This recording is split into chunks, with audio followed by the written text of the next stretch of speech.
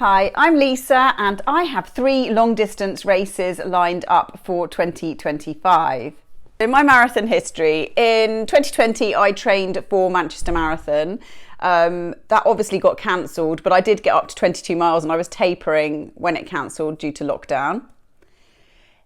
In 2021, I did a marathon for my birthday with my friends just for fun because we were still in lockdowns and there were no events happening at that point. It took me 5 hours, 35 minutes, but I was quite happy with that. Then in October 2021, I had a place in Newport Marathon and I ran that marathon and I got a chip time of 5 hours 16. I then planned to go back and do Newport the following year, but unfortunately it got cancelled again. So my next race was Newport in 2023. So 2023 Newport Marathon, I did kind of less training for. I came in at 5 hours 25 for that one. I don't think I quite did as many miles on my legs before it. In fact, my longest run was 18 miles and I think I only did that once as well. June 2023, I ended up getting injured after a time trial and I had plantar fasciitis after several MRI scans and things like that. And that lasted for like 10 months. I think that was from an accumulation of marathon training but also doing my mountain leader qualification. So I was doing a lot of elevation, climbing mountains once a month over weekends and trying to do my marathon training. And I think it was just too much for it. And my boots for hiking weren't very cushioned. So combination of factors, I think, caused this. In the end, the thing that cured the plantar fasciitis was actually dry needling. And though it's a little bit uncomfortable, it cleared it up within 2 to 3 weeks. It was amazing. I should have done that at the beginning. And that is definitely something up my sleeve if I ever get that again. Due to trying lots of different treatments, I did manage to run a marathon last year in April, which was Paris. I'd booked it a year before I was injured. So I literally had to limp through it, as I say. And I managed to really get my training down. I could only run every other day, so I rested my foot every other day. So I did 3 runs a week, but I did do that consistently throughout the whole training. Obviously not really that high mileage. And on the day, I just wanted to enjoy it, stop and take selfies, sightsee. I ran with a group of friends and our main aim was just to get in before the 6-hour cutoff, which we did. I think it was 4 hours. Oh, here's my mug. 4 hours 49:58 on the chip time for that one. I even got a mug to show for it. But actually, that was the best fun ever because, yeah, really fun marathon with just amazing sightseeing all the way around. So I really loved that. That was a highlight of my year. After Paris, that's when I got the dry needling, sorted out the plantar fasciitis, I got back out there, was planning to do a 50k, but then my Achilles started niggling on the opposite foot to the plantar fasciitis. I mean, it was just so unlucky. I decided I'm not going to do the 50k. Let's just sort myself out now. So I got back in training. I was really enjoying the trails. And in August, just out on a bimble with my friends on the trails, I managed to go over on my ankle and crack it quite badly. Now, that it was a time when the trails were really overgrown and very rutted, so it was very easy to do. And stupidly, I was trying to run and I couldn't see my footing. And another lesson learned, I will not run when I can't see my footing in the future. Anyway, got that x-rayed, all fine, took 3 or 4 weeks to heal and then started running again. And since the middle of September, I've had a really solid base training block up to December. And I've done a few short races like the New Forest 10 miler and Gosport half marathon. And I did one called the Slow and Dirty on the Somerset to Dorset train line, literally on the 22nd of December. So I feel like I've got quite a nice base now as I'm about to start my marathon training for 2025.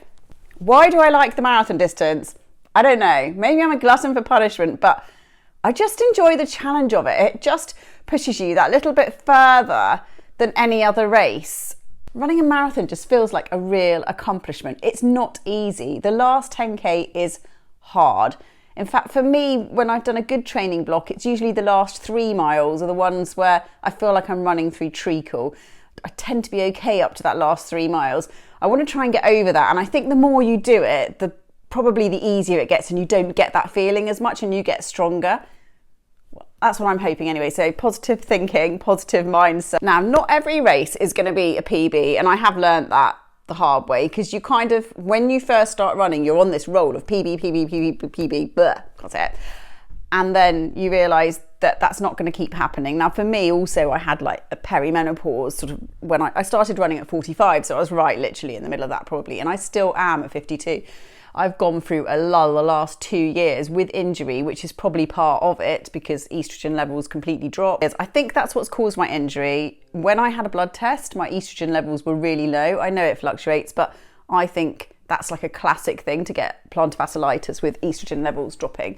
So all part of it. Earlier this year, I decided I would use HRT, and what a difference. Like, my training has massively picked up. My HRVs improved, my VO2 max has improved by like 3 points in the last 3 months. I mean, it's incredible, and I can only really put that down to HRT, as well as taking some good vitamins, but I'll talk about those in a later blog. Obviously, HRT is personal to everyone. I felt like it was the right choice for me because I was suffering from injuries. I was feeling a bit more fatigued after I did an 18-mile run, which sounds a bit crazy to say that to your doctor, but when you normally feel okay because you've done a few 18-mile runs in the past, you then have a gauge really to know that, oh, I feel a lot more tired now. So all of that has sort of changed for me since getting the hormone replacement. Due to injury, my weight went up about 10 pounds, which is really not ideal. I'm trying to chip away at that. So part of my goal for the first 2 to 3 months this year, also during marathon training, so I'm going to have to manage this really carefully, is to try and get a stone in weight off so I can get back to where I was weight wise. That's very challenging as well, but I'm on it, and I'm obviously don't want to go into too much of a calorie deficit because I need the energy to be able to do this training. So I'm going to follow my journey on the weight loss as well. I have lost 2 pounds already since Christmas. I'm quite pleased about that. So that's a start. So that's 12 pounds to go now. Woo! Really important thing at my age too is to make sure I get the recovery right. So I'm sorting out my training plan. I've done a draft plan, and I've spoken to a coach from my running club, and he's now looking at my plan and tweaking it a little bit.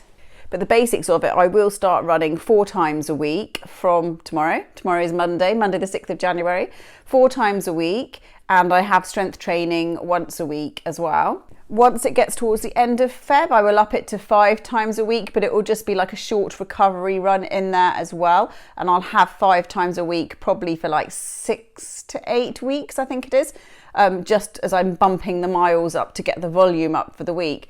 The total volume that I'm aiming to hit in my peak week will be 45 to 50 miles. But obviously, I'm also going to go by how I feel. And so if I'm not feeling great or I'm struggling with that, I might not hit that peak. The last few marathons that I have trained for, I've probably only been doing about, I don't know, I probably peaked at like 35 miles a week, so a lot lower. So, you know, you don't have to do that to get around a marathon, just in case there's any beginners watching this. My goals for 2025. Well, I would really like a marathon PB. I have a few races lined up. I've got some during my training, which was one's like a Hampshire Road Race League one, which is the Ride 10 miler. That's just a training run for me. Really, really, really hilly. Apparently someone laughed when I told them I was signed up for that race, and I'm kind of worried I'll be crawling up the hills. But yes, I've got that one on the 2nd of Feb. I've got Bath Half Marathon on the 16th of March, so I'm really excited about that, and I'm hoping that will kind of show me where I'm at as well on my pacing. And then I have Newport Half, which I'd already signed up for ages ago, which I'm going to run as a marathon paced half marathon, so it's more like just tuning into my marathon pacing. And then I have a place in London Marathon to represent my running club. London Marathon, I want to run comfortably, feel strong, and really enjoy it, because it could be a once in a lifetime opportunity. It's so difficult to get in the ballot. I've tried for like the last 8 years. I was lucky to get a club pace, and I really want to make the most of it and feel great as I'm running around that one. Just 4 weeks later, I have Edinburgh. I'd booked this before I had a London place, so I plan to do both. I'm hoping Edinburgh will be my PB race, but who knows, it could be the other way around. It's how you feel on the day sometimes as well. And the weather has a part too. It might be really hot, or it might be blowing gales and raining, who knows. My third big race that is already booked in also is the Serpentine Trail 50k on the 5th of July.